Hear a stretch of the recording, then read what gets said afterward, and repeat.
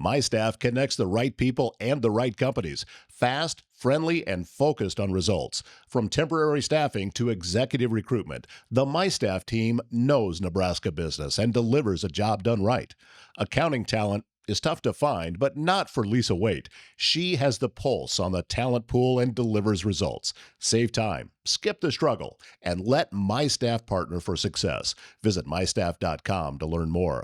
Whatever your hiring need or career move, My Staff is your employment partner for a job done right. Visit mystaff.com or call 402-614-1441. Because at My Staff, we're not just recruiters, we're partners in your success story. When you're managing an HR department, you're often the bearer of bad news. Rising costs, employee turnover, cultural complaints, key people not feeling appreciated, compliance concerns, and so much more. It's time to change the conversation. It's time to deliver real results to your leadership team. It's time to think more broadly. It's time you meet with Ellerbrock Norris. Ellerbrock Norris will help you think differently about the benefits world and be your advocate to broader risk management across your organization. After one meeting, your team will walk away knowing how one or two small changes can create amazing ripple effects across your entire company. Set up your free risk consultation today at ellerbrock-norris.com. To the leaders that keep the wheels turning, And the HR partners who keep the people moving. to plans that work in theory, And systems that work on Monday morning. to efficiency, execution, and getting it done, And the humans behind every process. to clarity on the floor and consistency in practice. And partnerships that hold under pressure. Cheers to HR. Cheers to HR. Okay, friends, today we are so excited to bring you one of one of 4 installments in a series that we're calling The Language of Leadership. Today, we're talking about how to speak COO, Chief Officer of Operations. Operations leaders live at the intersection of process and pace and performance. And HR often works closest to them when things aren't moving fast enough or when things are breaking down. We're joined today by my good friend, Bill Sturm, who is the VP of Operations at Air Fixture LLC in Kansas City, a company rooted in precision, logistics, and execution. That's a hard word to say today. This episode is about learning how HR can support operational excellence without slowing things down, which Bill, I'm sure, is going to have lots of things to say about that. He gives us a little nod. So, Bill, welcome. I am going to turn it over to Jamie, and she is going to be your first interrogator for the day. Excellent. You're so lucky, right? Well, we so appreciate you joining us, Bill. And, I always think it's fun when we talk about operations and HR. We've got but here's my feelings, and there's the process, right, that still needs to be followed. So I'm just excited to hear what you have to share with us today, and hope that we can start out maybe by giving our audience a little insight into what operations looks like in your world. And when you think about a good day in operations, what's happening? Oh, wow. A good day in operations. That's kind of a tough one. Mostly what's happening is what we planned to happen from yesterday. Right? A good day in operations is we ended a day yesterday and we started one today, and we're still on track to doing what we were supposed to do, what we planned to do. And within reason, it's executing well. And operations is, well, it's at the intersection. You pointed an intersection between several things. It's between people and chaos, right? And output. And how can I make sure that whatever obstacles we think we have, we really don't have? And which obstacles turn up that we really do have, and now move those? That's a day in operations. That's a normal, everyday occurrence in operations. In my world, a good day of operations is everybody who's supposed to show up to work does. All the materials that they're supposed to use are there, ready for them to use. The tools work. And the folks who are supposed to say, start now, please, do that. That's a good day. And then it just goes. And if on a really good day, we just go, and nobody has anything that they say, oh my gosh, the world's about to end. And now that's my problem to deal with, or mine and whomever else I bring along to that little firefight. That's a good day in operations. And in our world, that's manufacturing. It's a lot of handwork. It's steel fabrication. We manufacture underfloor air handling systems, like raised flooring used to be in data centers a long time ago when computers occupied full rooms. They started then, and now it's a lot more sophisticated than that today, but it's still that same basic product line. So it's steel fabrication, hand assembly, electrical testing and shipping, and the inventory management, planning management, engineering functions that revolve around that. In my world of operations, I'm responsible for everything in the business that isn't sales, marketing, finance, and HR. Everything else is mine. So that's, to me, it's when all of those systems have a plan and follow it, and nobody comes to me and says, we can't do this because. That's a good day. I A love normal that. day is when I only get that a few times and we go work it out. That, you know what? I'm starting to think that operations and HR have a very similar definition of what a good day Yeah, looks like, yes, they do. I right? believe that's accurate. When things go to plan, when your calendar actually stays your calendar, but Oh, we know that's I not try super hard not to make realistic. plans on my own calendar because it's guaranteed for my day to change at 6:32. Yeah, before it even I really show up at starts. 6:30. Yeah, absolutely. Well, and that's, I think that firefighting piece, that kind of an ability to adapt and change, those are things that, you know, are hard, but obviously part of your role and a critical piece of Mhm, ensuring mhm, just consistency in probably your day to day. So I'm thinking about when you see people related issues that come into play, right? Because typically I'm guessing that when things start to go off the rails, people are involved in some way, shape, or form, right? Either a machine isn't working right and a person has to do something with that, or somebody didn't show up, like you mhm, mentioned, and all those people weren't in place to make the thing happen right out of the gate, mhm. so on and so forth. So, where do you see people related issues most often turning into operational issues for you in kind of those more normal days, not our good days, maybe? Yeah, the normal days are the people thing turns into, do I have enough bodies to get the work done? And when I don't, I have to start triaging what work's going to get done and what work's not going to get done, and which customer's going to be annoyed and which customer's not. That's a that's a normal people issue. Less frequently is disputes between people. Sometimes they happen. It's not all that frequent. Fortunately, I have a really good crew, and it's not a large business, and we seem to manage that really well. So I'm thankful for that, because that's not been true everywhere I've been. Um, but mostly it's, or the people issue turns into, I think I know how to do this, but I'm not sure. So it could be a training or a tools issue, is where, and a person having an issue with it and stopping. Hmm. And the biggest issue I have is when a person stops and doesn't raise their hand. It's, they know what to do. They wait. In operations, waiting is not an action. It's Yeah. just not.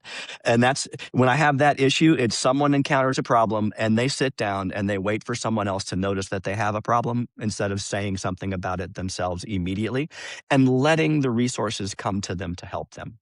That's a big people issue for me. Way less frequently is it people not getting along with other people. And then it's, they just didn't show up to work, which Sure. in small manufacturing companies that are handwork, people not showing up to work is not that uncommon, unfortunately. Hmm. But we're very fortunate that on our assembly floor, the average tenure in our business is approaching 8 years, which is amazing. And there's only 10 of them. Wow. Yeah. Right. And That's I mean, we still fantastic. do around 14, $15 million of business a year with that number of assemblers. So it's I'm blessed in that particular regard. So the people, those kinds of people issues are uncommon, but Mhm. still the ones that cause the biggest issue are those, because it impacts our entire plan, and one day cascades into the next, into the next, into the next. And there you Absolutely. go. Well, and it probably also, speaks to the culture that you have too, hearing the tenure that's Mhm. in place, the people want to stay with the organization and what you said, maybe people are hopeful they can just figure something out or the problem will resolve itself.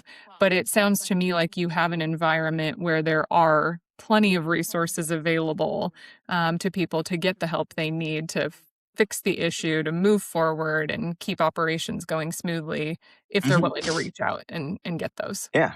Yeah. Yeah. Raise your hand, please. Absolutely. Well, Amy, I'm going to turn it over to you to be our next Yeah.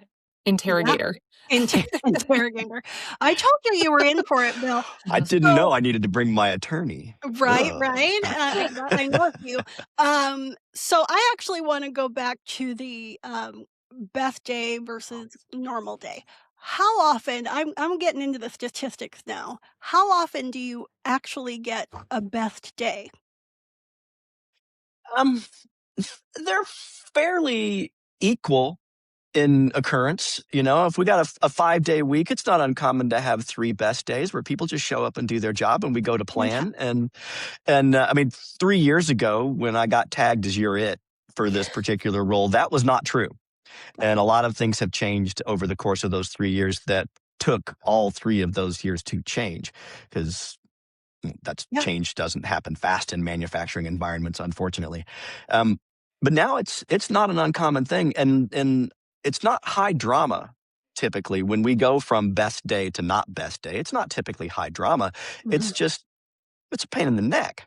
Sure. It's an inconvenience, and we got to figure out how we're going to overcome that inconvenience and recapture that manufacturing time, because it's the most precious resource we have after the Yeah. people is the time. Yeah. So my first question for you was actually about operational drag, right? And you've already hit the nail on the head with a couple of them. People showing up, raising their hand when they don't know what to do next or how to fix an issue. So I wonder, circling back to 3 years ago, what was the strategy that you put in place when you were tapped on the shoulder? Guess what? Next year it. Mm. What was Yeah. the strategy you developed to get your culture to where it is now? And making sure I actually give this a little bit of thought before just Yep. dumping stuff out of my mouth. I think the biggest thing, because I've been there for 4 years, I've been in this role for 3, and the thing I saw was nobody knew where the work was. It wasn't visible. And in a manufacturing company, not seeing the work is a problem, right? And nobody knew. We're a job shop, essentially, right? We get a project. We're not unlike the construction business. We get asked to build a thing, we design and build a thing, we ship it, we go on to the next job. It's not widgets. We're not building the same thing thousands of times. We're building unique things, similar variations on the theme, but unique every time. And we may have 150 open jobs at a moment in time that take us 18 to 20 weeks to roll all the way through and out the door. Well, that's a lot to keep track of. Where's the work? The people were standing around waiting on someone to point at the next piece of work that they were supposed to do, and the work wasn't visible. So the very first thing I did was I learned where the work was, and I created the very first tool that they'd ever used to track the work. So I knew where every piece of work was, and then started, uh, and man, I did not make any friends doing this. Excuse me. Well, sorry, that time of year. I went out into the factory and created, the Toyota manufacturing system has what they call a Gemba walk, right? You walk the factory and you go to each location where it has work, and there's a job board that lists what's on their plan, et cetera, et cetera. That didn't exist in this company at all. Nobody knew where the work was. Well, I created those boards and I pulled the 7 people in the business who needed to do this every single day. And we walked around and I did every single one of them for a couple of weeks, and they were just rolling their eyes at me. And then I said, now you're going to do it. And when you don't do it exactly the way it needs to be done, or, a close approximation thereof, because I'm not that guy. Um, I'm going to ask you questions until you do it. And then they grudgingly, came around and started doing it, and things became clearer and started moving faster, and the visibility was better, and the work started to move instead of getting done and sitting until someone tried to ask for it. And they weren't asking. There was no urgency. And I think this is a COVID thing, honestly. I think in manufacturing, COVID killed urgency in manufacturing because dates weren't real. The supply chain was so disrupted, nobody knew when they were going to get anything. And that COVID infected this business. And it's taken this long to start to drive that sense of urgency back in. And this was good process with high visibility, with clear expectations and some follow-up. And excuse me, I got a little bit of a nose thing going. If you want to edit that out, producer, feel free. No, we're leaving it. It's a little cold thing. I can't help it. The cold wasn't going to get me to cancel this thing. I can tell you that. We just started pushing and pushing and pushing and pushing and pushing. And now, if the system breaks at all, if somebody has a question, they go to that visual management board and they look for an answer. And they go to the person that owns that visual management board and they get an answer. And when the answer isn't good enough, they raise their hand in the supervisor level. My employee, that's the operations manager, is the first person they touch. And now we move, and now we have visibility. And now our on-time delivery has gone from 40% to 80%, which still stinks, but is way better. Mm-hmm. And our customers are starting to actually believe us when we tell them we're going to hit a date. And people feel happier about it. They're more satisfied with their work. And they ask the right questions. How come this feels harder to do than it should? So they didn't have good process. And they didn't know they didn't have it because they'd never had it. And now some people bucked at accepting good process. And that's where I think the whole HR relationship, and to me, that's the whole real question is, how is HR functional for me or not functional for me? It's what quality relationship do I have with that HR leader? And do we have a clear understanding of where we're trying to go together, where the business is aimed? Do we have do we agree strategically with how we're going to get there? Do we have some common values? And we may have way different ideas about how to do certain things, but what's the value of them and what's the underlying, how are we going to treat our people right and get the job done agreement? And then how can we utilize this relationship with each other to have differing roles at different times? Because sometimes I need to be the one to come behind and smooth the feather. And sometimes I need you guys to do that. Yeah. And those are completely different circumstances. And we can agree who's going to be good cop, bad cop ahead of this interaction that's going to happen. But without that understanding, if it feels like an us versus them, I'm just going to go on my own and try and get it done the best way I can. And that's not as successful as it can be. That's kind of a roundabout way of your question, but it sort of led me in my mind where I think we were trying to go. Yeah. And that's what I do. I rely on HR. And now, our HR is not as high quality as I'd like it to be. It's a small company. We don't have an HR team of people. I don't know that with 50 employees, we probably need one. We need good structure.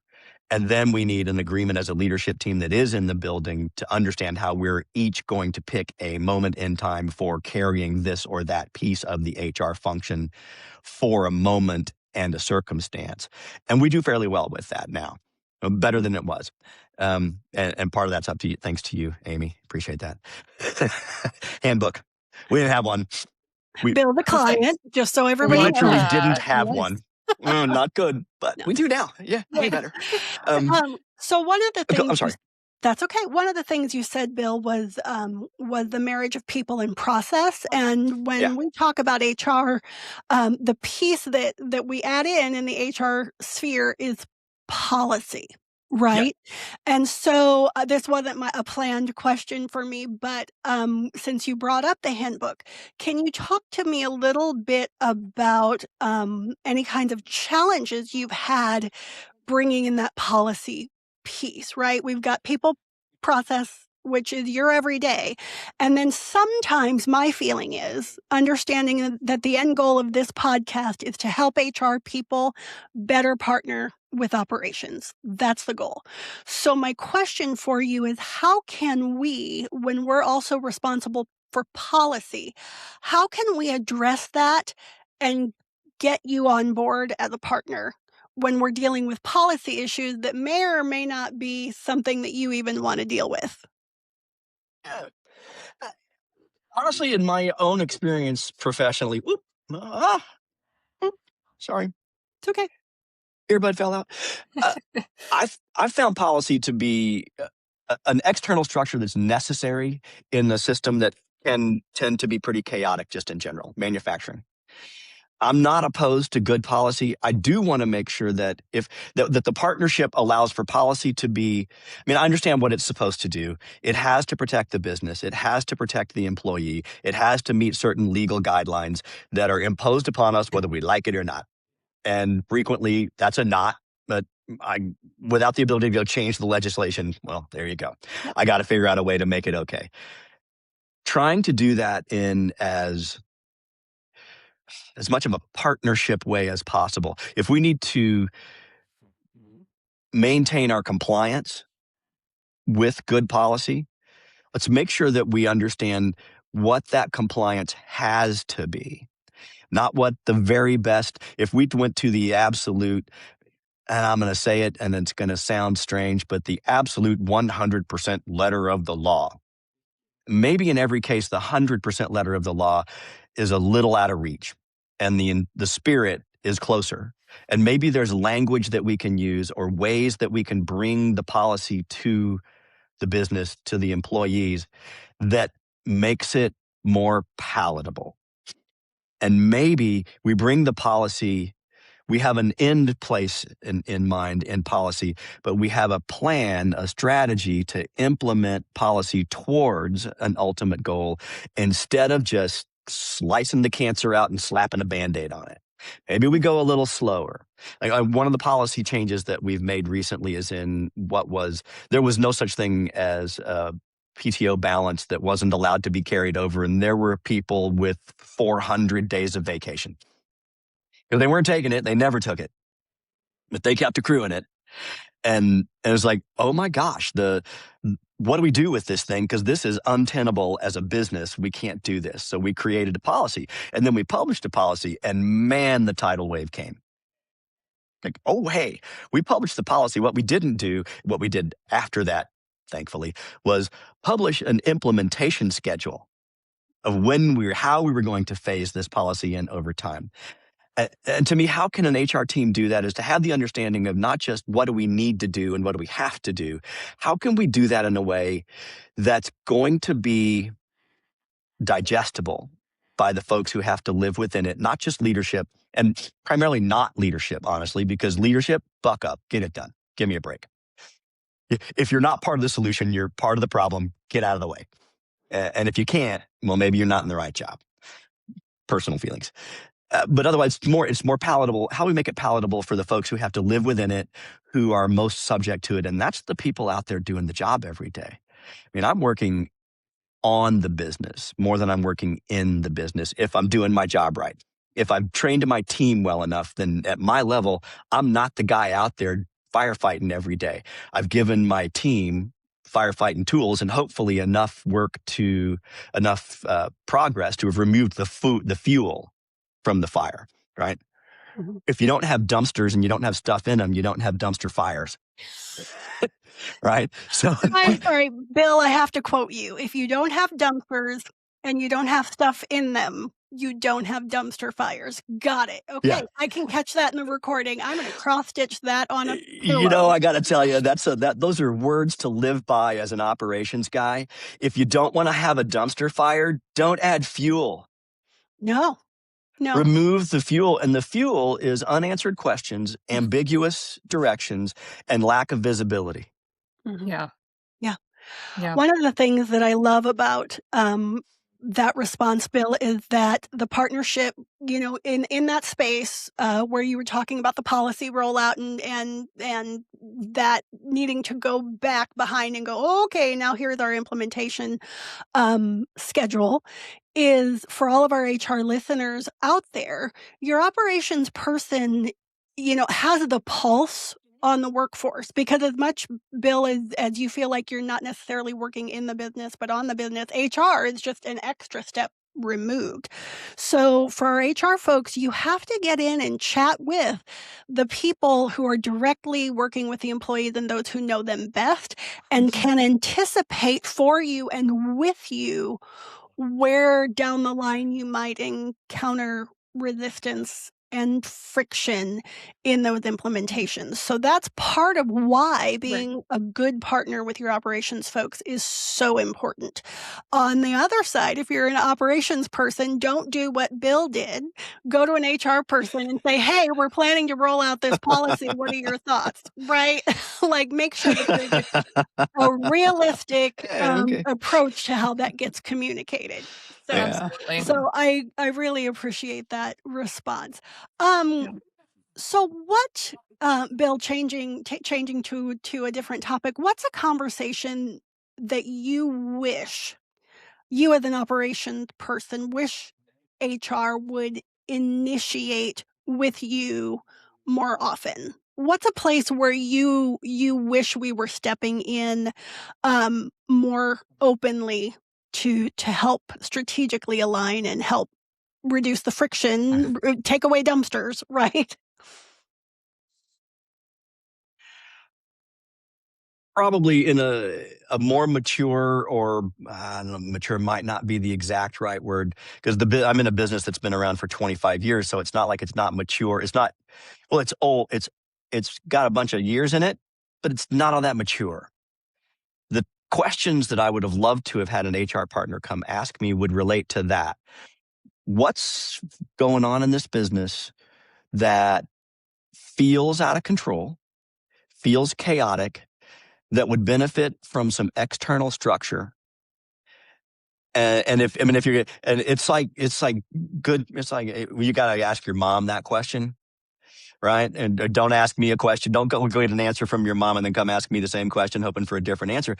External structure turns out to be good, and leadership is a lot like parenting, right? And a good HR partner would come to me and say, what feels on the fringes and out of control? And is there HR policy and process that we can bring to bear in this to guide that from an external structure point towards better balance, right? And then what can I do as an HR person to minimize that gap you described as being another further step removed? Because I guarantee you, I'm on the shop floor every single day. I see every single human that enters that building every single day.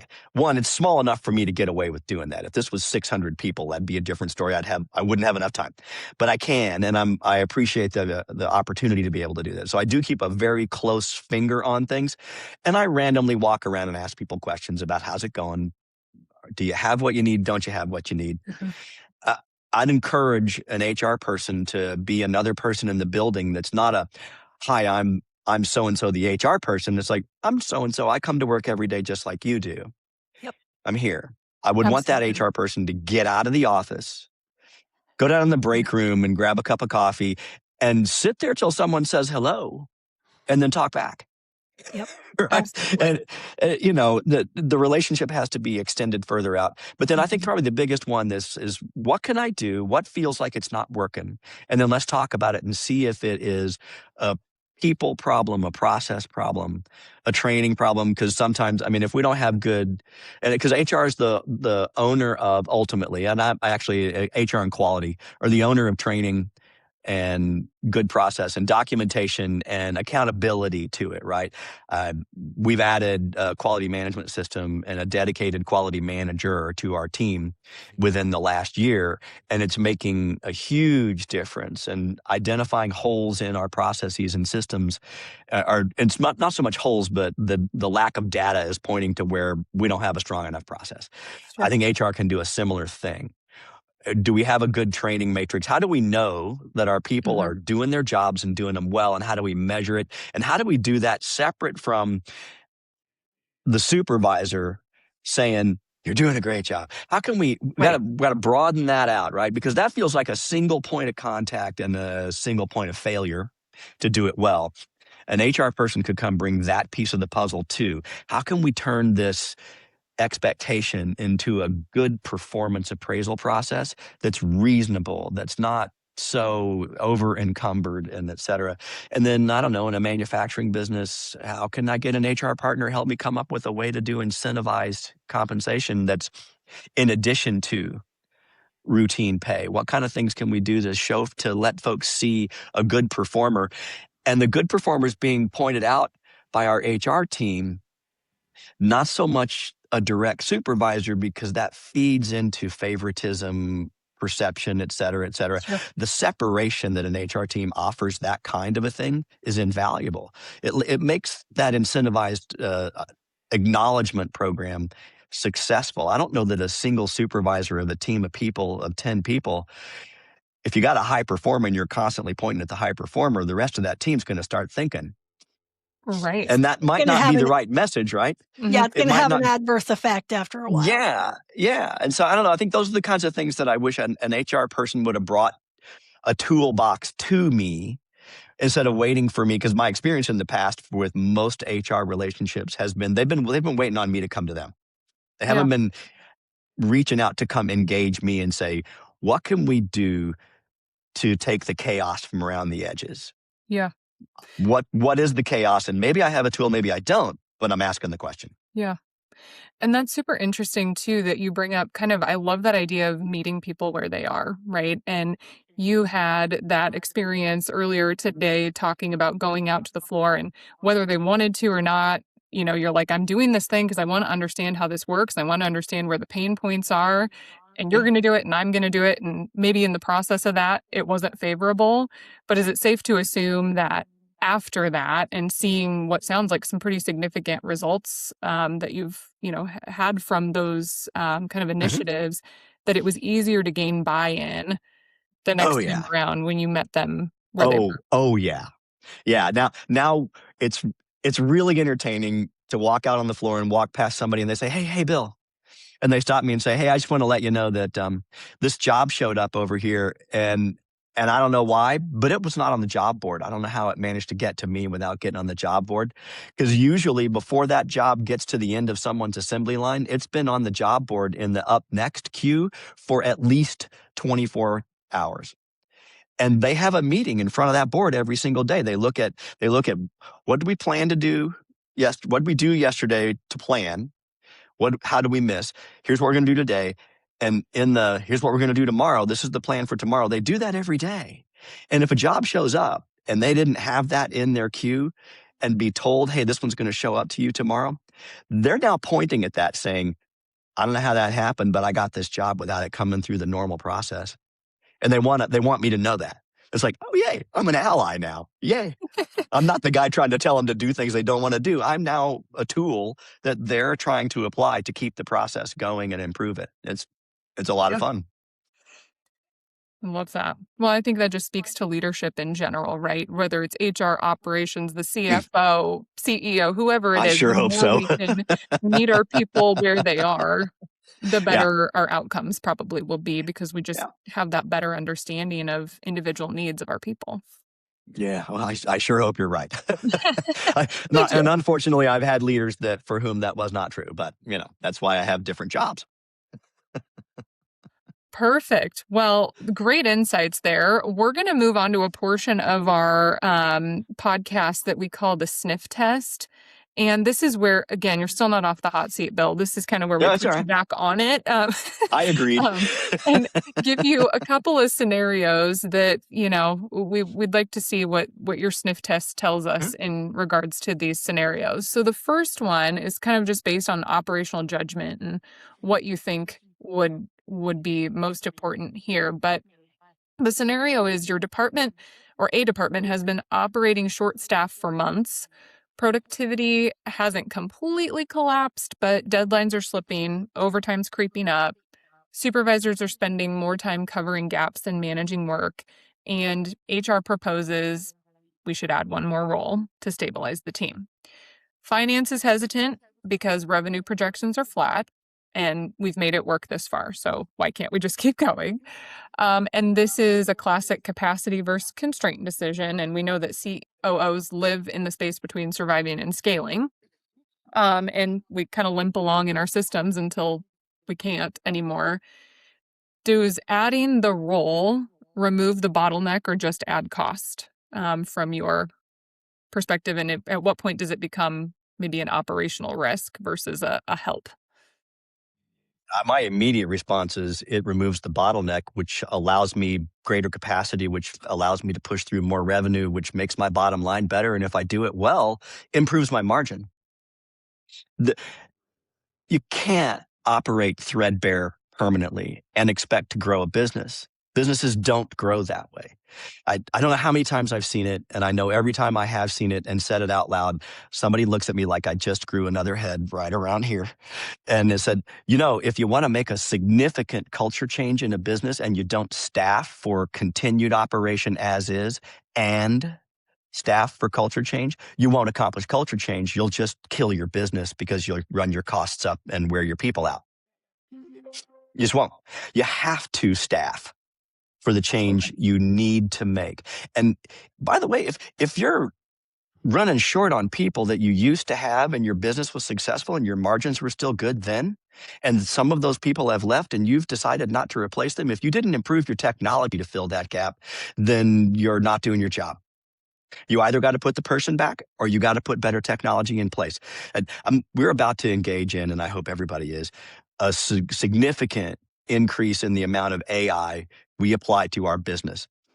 And I've heard people say to me, well, that's just going to eliminate people's jobs. No, it's not. I'm not going to have any fewer people doing the job. I'm going to have the same people doing different jobs, doing more sophisticated jobs that cross a wider area of expertise with a different skill set. So I better get to training some people.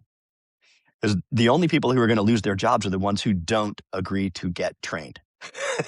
Because it's an easy answer. If you have a bottleneck and you're short people and you want to stay in that condition, you're going to either add people pretty quick or you're going to lose even more people. There's no real option. And if the CFO says, well, we can't afford to, said, well, how did we afford to pay him before? Well, we had more sales. Well, isn't that a sales problem, not an operations problem? Ding, ding. Who's talking to the sales team? Yep. Bill, I love that answer. And here's the reason. And this is for our HR folks out there from HR. So HR started as an administrative function, kind of pushing papers around and making sure the computer systems and everything worked. Generation 2.0 was the HR business partner, understanding the business and the intersection between people, process, and policy. HR 3.0 is about leading exactly this charge and understanding what Bill just said about how we're staffing, how we're training, and how the business is going to change in the next 20 to 30 years. That's what HR's next call is. And just like those folks need to understand they're either going to get trained or they're going to be gone, HR is in the same seat. You need to be able to lead that charge and be in partnership with your operations folks for exactly this reason. Mm-hmm. So I think Jamie... The only thing I'd add to that is I'd take your 10 to 20 year time scale and I'd back it down to 2 to 5. Oh, yeah. No, it's yesterday. As operationally, and then, yeah. Yeah. Yeah. Generationally 4.0, 5.0. Yeah. All the point O's, be ready for it for those of us who are listening, who are looking at the next 20 to 30 years. This is the dividing line. Well, in the world, I've never been at a high level HR position, nor I don't know that I would, just because that's not, I don't know, maybe I would, maybe I wouldn't. Yeah, that came out and I thought, wow, that was pretty that was dumb. Yeah, right there. Huh. Is the HR person in the boardroom being part of the strategic plan or not? They really should be. Because if they're not, I don't get it.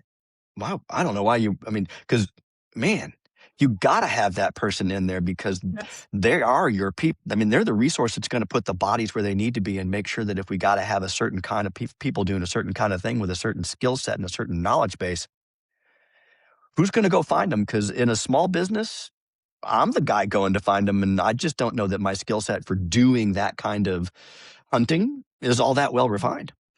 Right. Well, And if you don't have HR in those meetings either, sometimes our priorities don't align and the business goal's over here and HR wants to do this, or a team saying we need to do this, and you miss out on that alignment of priorities or those voices that you're talking about, being able to hear the pulse of that organization and being able to prioritize based on that too. So we definitely encourage that HR is in those meetings. Good. So I'm going to take us, Bill, into scenario number 2, which Okay. we have already talked about, which is training. And training that's kind of slowing down production. So not necessarily training for the skills to do the production, but maybe, anti-harassment training or PPE training or bloodborne pathogens, all of these things that are really compliance things that need to be done. So HR proposes a mandatory training for frontline supervisors after noticing inconsistent discipline, safety issues, and documentation gaps. Operations is concerned about pulling people off the floor during peak production. Leadership agrees the issues exist, but worries that training will make today worse and in order to make tomorrow better. So where does this sit with you, and how do you go about engaging with this HR professional to negotiate when that training happens? Because it's going to happen. It's got to happen. Gotta It's not optional. And delaying it risks bigger impact rather than less. So all I really want to try and do is make sure that as a manufacturing company with a schedule, and my schedule isn't just for me because I want to have a schedule. My schedule's for my customer. Yep. And ultimately, customer satisfaction is the number one goal of any business. If you don't have good customer satisfaction, you're not going to have a business for very long. It's just a thing, right? So how do we balance it? There's got to be, I've never seen a business that wasn't a machine pumping out widgets that ran all the time at rate. Just doesn't happen. Most businesses have a schedule, especially manufacturing, that's up and down, up and down, up and down. Well, there's going to be a down. Yeah. When is it? And can we use that intentionally to schedule? If I've got 5 production lines and I can take them down one at a time for 45 minutes or so, pre or post scheduled break or lunch, something like that, and rotate them through over the course of a couple days and accomplish this, that's great. If I don't have to shut the whole place down, okay, great. Seems like a reasonable compromise. And other times it's, no, shut the whole place down because it's a big deal. If it's a safety issue, if somebody narrowly avoided a forklift, everybody stops right now, especially those who drive forklifts. Right now. I'm shutting the line down this afternoon. Not tomorrow, not next week, this afternoon, because it needs to be fresh. And I think those are vitally important. They're safety issues. They're professional. They're trained. People do well at their jobs when they have all the right tools and all the right information, and you maintain an environment that allows them to stay motivated and engaged. Here's the rope. We're going to pick it up. We're going to go that way. If this training is what that needs to do it, I'm a proponent. Do it. I can make that time up. If I need to work a half an hour of overtime to get there, then I'll just get it back later with efficient. People make a big deal. And that's the relationship thing, that quality of relationship takes those conversations away from being territorial and into being enterprise. An enterprise conversation is we're all pulling the same road. A territorial conversation is us versus them inside the same building, and it does nothing but damage ever. And if I catch one of my people having a territorial issue, I'm taking them to the person they were just complaining about, and the three of us are having a conversation pretty much right now. It's just, I don't have time. Take the fuel away from the dumpster fire really fast. And on that note, Bill, first of all, I wish every HR person had the opportunity to work with someone like you in operations, because everything you're saying is spot on, and great partnerships would be snapping all the way along. But on that note, the dumpster fire note, we're going to take a quick break. Okay. For our listeners out there, we know that it's tempting to hit that fast forward button a couple of times, but we're going to ask you to just let it breathe. It's only about a minute of 2 ads for right now. So just let our sponsors who are bringing you HR Wine Bar on their dime so that it's free for you, just listen to those, and we will be right back. Thinking about self-funded health insurance? Every HR department must go through the process at some point. You're sitting there with 25, 50, maybe 100 employees, staring at a renewal notice of 15%, wondering how you can better control your program. Ellerbrock Norris is there to help. If you're in a fully insured or level-funded plan today, it may be time to look at self-funded options. The team at Ellerbrock can walk you through how to contain any unexpected costs, how to gain better control of your pricing, and how to reinvest those savings back into your plan to ultimately take care of your people. Set up your free benefits consultation at ellerbrock-norris.com today to better protect your purpose. My Staff connects the right people and the right companies. Fast, friendly, and focused on results. From temporary staffing to executive recruitment, the My Staff team knows Nebraska business and delivers a job done right. When it comes to corporate staffing, Stephanie Todd gets it done. She's been in your seat as a talent acquisition specialist, HR generalist, and business partner, and now she's putting that experience to work for you. Email Stephanie at mystaff.com today. Whatever your hiring need or career move, My Staff is your employment partner for a job done right. Visit mystaff.com or call 402-614-1441. Because at My Staff, we're not just recruiters, we're partners in your success story. Welcome back. Let's move into our second pour and dig a little deeper. Amy, I'm going to turn it over to you to get us started. Okay, so in our second pour, Bill, we've got more of the same. You're still in the hot seat. So we have talked about what you're seeing on the floor. We've kind of swirled around some problems. We've done a sniff test, and you've given us spectacular answers, all on how we can better partner with operations as we go through our day-to-day. So I want to slow it down for our second pour a little bit and talk about how HR actually shows up as a partner in all of this, and you've been hitting on it a number of times. But what I want our listeners to think about is how can we best be an operational ally for you? The COO's experience is about constant interruption, right? You said it right at the beginning of our day, and you asked for this already. It's having HR come in and say, how can I remove friction in these scenarios? Where can I be of use? Can you talk to me a little bit about timing? What is the timing on that? What should HR folks be looking for when they walk into your office to ask these questions and to ask you to engage with them on training or a project or a hiring initiative? What should we be thinking about as far as timing goes to not cause another interruption for you? Well, first I'll say that in operations, there's no such thing as too many interruptions. It's an interruption job because it's a happening now, happening all the time. There are decisions and actions being taken all day, every day. There's no, I work in an interruption zone. People tell me they apologize for coming to stop so look, no, just whatever you got to, if you feel like something's happening that you think I need to know about, the only way I'm going to know about it is if you tell me, and I would rather know now instead of later, period. Every time. And if they tell me something and I say, yeah, can I get you in 10 minutes, please? I'll control are we going to do this now or are we going to do this later? But the interruption is invited, and it should be for anybody in operations that's paying attention. It's how the job works. Second, I'd say there's no bad time. Okay.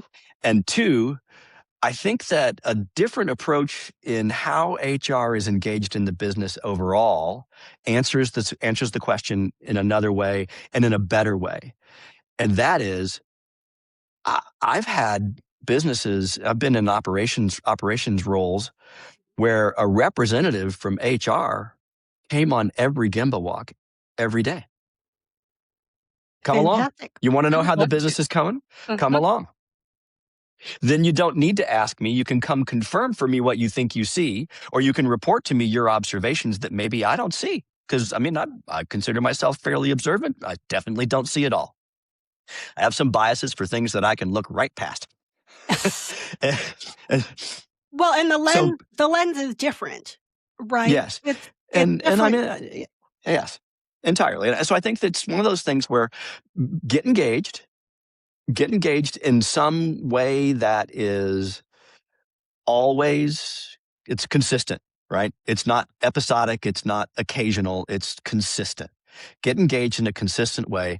And then I would prefer that my operations and HR team members, if it was me, if I had a team of people that I was looking at, if it was me, I want my HR person we have twice a month where we spend 30 minutes. And if there's nothing going on that we feel like we got to talk much about, then I find out how your kids are doing. Right? The Okay. relatability piece. Yeah. Right. That Valuable personal. time spent either way. But get engaged, and then the question will present itself very easily because you'll observe something that makes you, as an HR professional, go, I think that might be worth talking about. Or how am I doing? You might observe, I mean, I may be all stressed out, and when I'm all stressed out, I'm the last person to notice I'm all stressed out. It may be that, that may be, and then that say, hey, dude, come sit down for 10 minutes. Right. And in that 10 minutes, whatever that is going to go. It may be that. But I think the key to the answer is engage consistently, and have your own observations and be ready to say them. And that conversation, if I don't start it. So there's no bad time. Yeah. And I think the answer is really more frequent engagement in smaller bites is probably the very best way to go about doing that. It serves the organization better, for sure. I love everything about that. And I have to admit, I've never considered having a standing one-on-one with an operations lead before. That is a terrific recommendation. It's the one-on-ones. You say, you know what, we're going to have this standing meeting. If you don't have anything, I'm never going to cancel it. HR should say, I'm never going to cancel it.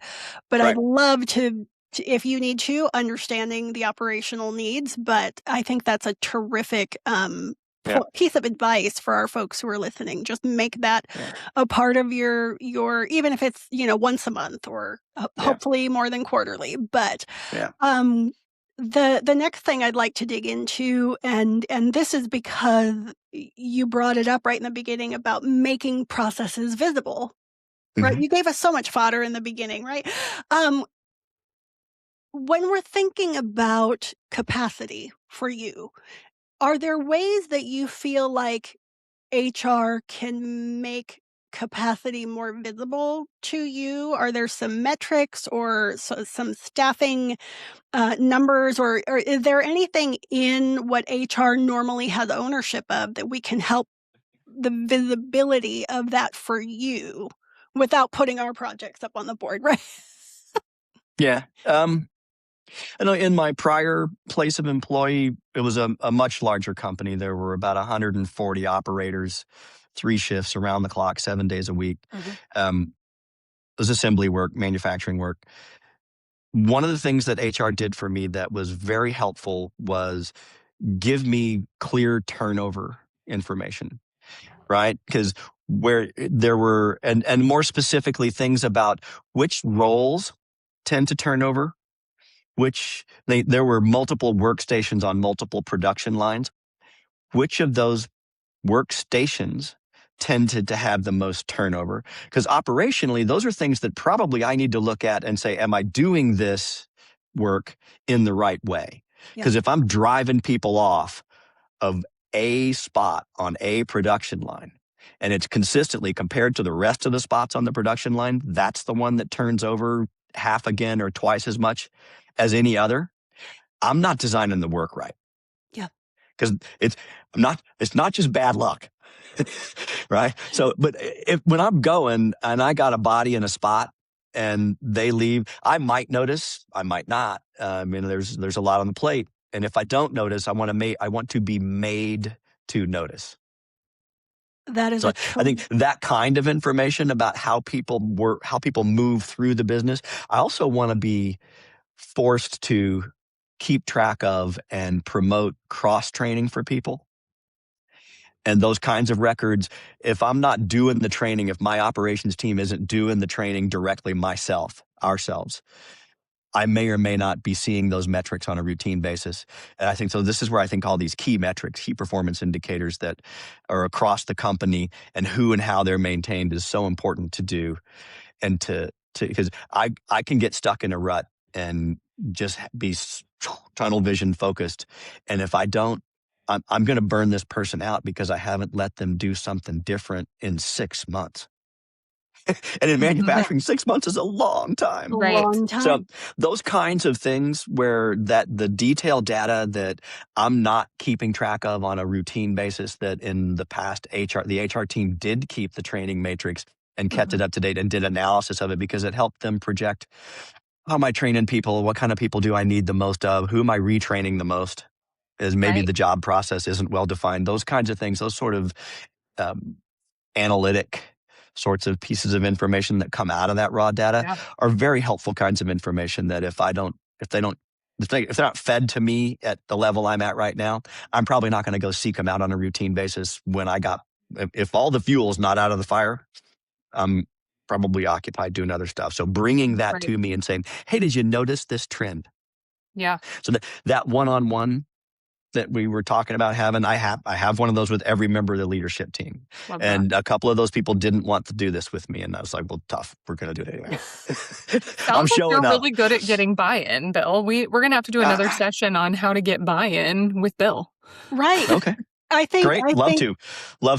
Lessons Love with to. Bill just needs to be its own podcast. Well, Right. you know, the very funny thing is, about 6 months ago, I filed the paperwork for my own consulting business and am starting to get some traction with some people wanting to know some things. So I would happily sit down and talk about whatever you wanted to talk about, for sure. Let's That's do awesome. it. Because I do think, I have a very unusual background. And I don't know if, Jamie, you know any of this. Probably not. No. I have a master's degree in clinical social work and 16 years as a psychotherapist before I got into manufacturing. Wow. And now those I've had are more like- years in manufacturing than I'd had as a psychotherapist. And if you want to, am I still doing the same job? Oh, yeah, in a lot of ways. I'm gonna say, it sounds like oh yeah, and how people and systems interact, and the insights that come from both of those things, I think it puts me in a very unique position Absolutely. to do things differently than a lot of people do. And one of the things that I've gotten to the point in my career where I'm like, I think this is valuable stuff that's worth sharing. So I'd sure love to get the world to give me some feedback about whether or not I got that right. I love that. Everything you've said so far tells me that you have that part right. So exactly. Cool. HR approved. Thanks. Stamp. Absolutely. Yes. That's funny. Well, Bill, we have taken up a lot of your time. You're not out of the hot seat yet. We have one more thing that we like to do. So I'm going to turn it over to Jamie. And this is the part where we like to do what we call our wine flight. So if you're imagining in front of you your glasses of wine, they just brought them to you at the vineyard and you're ready to taste test and sip. We go from sweet to dry in kind of this operational mindset or this framing today that you've set up so nicely for us. And honestly, you've kind of answered a lot of these pieces. But when we think of that kind of sweet wine, we're in maybe our Moscato part of the tasting, that people first framing, right? The morale, the support, what you talked about, meeting people where they're at, getting to know individual needs. Where are the issues and how can we respond or anticipate what we might need to respond based on the feedback we're hearing from our people. Amy, anything specific you want me to ask on that particular first taste test? No, I don't think in the sweet realm people first. I had totally forgotten about Bill's background as Yeah, he's got that one down. This makes so much sense.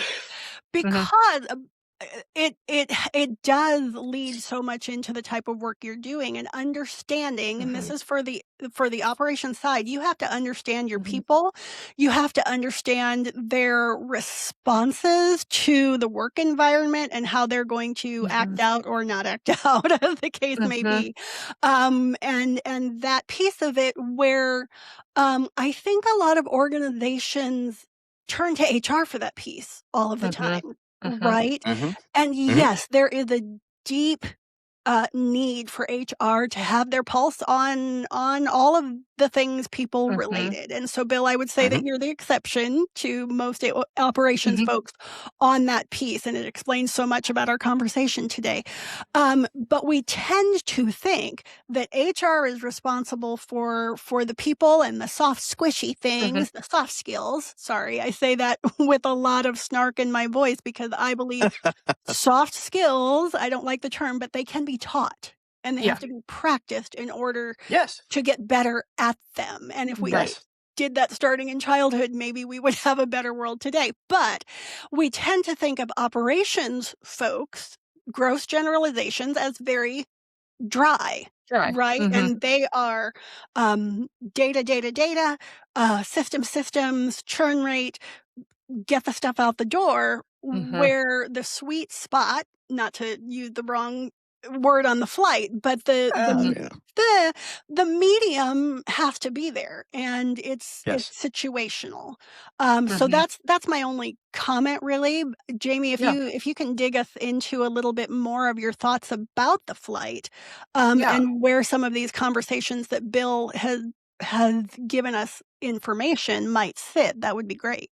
Absolutely. And typically in this, section, we're kind of, it's a little bit of an assessment for all of us as listeners and as practitioners and whatever your role is within the organization. This definitely applies in many scenarios, but kind of assessing where you fall in this taste test or this wine flight based on like, are we leaning super far into the sweet and we love our people and we want to support them, but we're really missing out on some of the drier pieces we have to bring up because we've got to produce things and we got to make sure we're hitting deadlines. And, we have to have some of those things in place. So how can we incorporate a few more of these drier wines, so to speak, into our day-to-day practice so that we can find that happy medium, or kind of in the middle there, the things that are going to marry those two together, the middle of our flight, so to speak, the things you talked so much about today with training, making sure we've given people the right tools.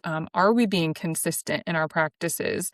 Are we, doing something once and then never doing it again and wondering why it's not fixed, or we keep having the same problem? So those things that kind of fall in that middle category of our wine flight that are kind of going to bring the other two more, I guess, far ends of the spectrum together and give us a really nice blend. So a good little test for us today. Nice. So I will tell you that I know Bill enjoys a glass of wine because the only picture I could find online was an Air Fixture anniversary picture, I think, with you and your wife Julie that at was a winery. when actually no, that was a photo that was taken in Italy with your brother. Yes. So it's all family guilt. And so there was plenty of wine. Yeah, plenty of wine. So yes, me and wine are buddies. Yeah, would that we could, take the podcast to Italy and do it on a vineyard. That'd be fantastic. I'm in. I don't think we have the budget. No, not yet. Yet. I like that yet. Not Yet's yet. the right answer. Not right now, but someday. Bill, we cannot thank you enough for your time and your insight. We have gone way over the time that you committed to because your insights are so spectacular and helpful to us as HR practitioners do our jobs better. That's what we're after. I'm not even going to recap all the things we've talked about because there's too much, but I will go back and pull a clip of the cross-stitch pillow that I need to get. Love it. If you don't want a dumpster fire, don't have a dumpster and don't have stuff in it. Got it. Yep. Okay. Yep. So here is our, go ahead. No, I was going to say, if there was one last thing that I would put into the mix of this whole conversation that I think fits the flight, is probably the sweet spot in the middle that brings it all together is team building. And places, their operations doesn't traditionally do team building well. And team building is probably the most important skill of an effective leader. So if you want to teach, if you want to help as an HR person and you see a leader in your operations team of any level of leader, I don't care which level of leader it is, and they don't understand that relationship building and being humble and being a person who's there to help them solve the problem. And all the numbers do is point at the problem. It's not an accusation. It's information. Yep. It's just these numbers are drawing a circle around this problem. We can ignore the numbers, or we can say, what do they say? And then we can try and solve for that. And we can do it, or we'll try. We'll do it right, or we'll fail and we'll do it again. We're going to fix it and break it and fix it and break it and fix it and break it over and over and over. If we can teach leaders how to live there in fix it, break it land, humbly, Fix it and break it land. that's the sweet spot. Then that's continuous improvement, right? I mean, that's the whole idea. And bringing the HR team along on the continuous improvement journey says, hey, I've got this tool bag of soft skills that I can throw towards people and give them information. I've got training. I've got whatever. I've got a place to come sit when you're about to scratch your way through a wall. Whatever it is, that's that synergy that makes it work. And teams that don't trust each other aren't teams. And so that team building thing is probably the most critical piece of the whole thing. It's the only reason I'm at all successful with getting buy-in is because I'm genuine and I take appropriate risks. And we just try stuff, and I don't claim to have the answer. I claim to have the desire to solve the problem. That's it. No more. Fantastic. So, but I think that's that little spot that brings those two sides together because it's all just information. Mm-hmm. It's all just information. Fantastic. Bill, that is the perfect way to lead us into our final toast. To HR leaders who make work work. And to operations partners like Bill who value people in motion. Cheers to HR. Cheers to HR. Cheers to HR. My staff connects the right people and the right companies, fast, friendly, and focused on results. From temporary staffing to executive recruitment, the My Staff team knows Nebraska business and delivers a job done right. From Norfolk to Scottsbluff, Steph Miller knows Nebraska recruiting. With more than 20 years of experience, she connects talented professionals with the companies that need them most. For your next key hire, call Steph at 402-614-1441. Whatever your hiring need or career move, My Staff is your employment partner for a job done right. Visit mystaff.com or call 402-614-1441. Because at My Staff, we're not just recruiters, we're partners in your success story. Does this sound familiar? You get your annual renewal notice and see your premiums rising every single year. But what are you going to do? If you get quotes from other carriers, you face an uphill battle. More and more change for your people year over year. Benefits shouldn't be a once-a-year scramble. Ellerbach Norris helps you think long-term. Long-term planning for your benefits package, long-term planning around employer retention, long-term planning around key people, and long-term planning built for cost savings. Ellerbach Norris is here to help you build a plan that's better for the bottom line and better for the people it's protecting. Get your free benefits consultation today at ellerbach-norris.com.